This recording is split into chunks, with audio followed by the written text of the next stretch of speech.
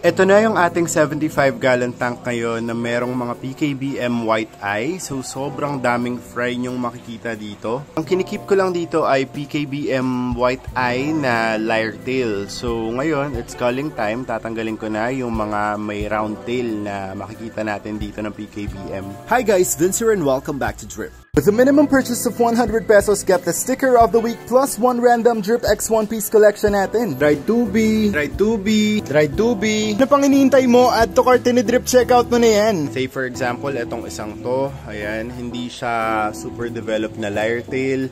Meron pa tayo dong isa. Lahat yan ay tatanggalin natin and ililipat natin yan sa ating drip plant box para naman merong kasamang PKBM yung ating isda doon na nag-iisa.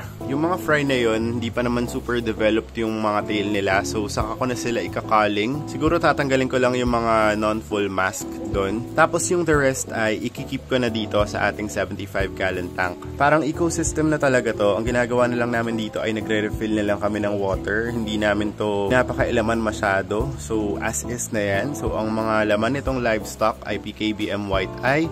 Meron tayo ditong mga assassin snails. And meron tayo ditong mga shrimp. Kukuha muna ako ng tubig from the same tank, tapos i-transfer ko dito. Tapos huhulihin na natin yung mga isda. Nandito na tayo ngayon sa ating drip plant box and it's time to drip acclimate ang ating mga PKBM White Eye na round tail. Nandito yung nag-iisa nating PKBM. So madadagdagan na to. Nag-start na ang ating drip acclimation process. Iiwan ko lang to for 30 to 45 minutes. Tapos babalikan natin sila para ready na silang lumipat dito sa ating drip plant box. Acclimation time is done para sa ating mga PKBM White Eye round tail. So, ilalagay na natin sila dito sa ating plant box. Tanggalin muna natin tong acclimation hose natin. Hulihin na natin ang ating mga PKBM White Eye and ilalagay ko na sila dito sa ating plant box. Meron pa tayo ditong 4. So, transfer na natin tong dalawa dito.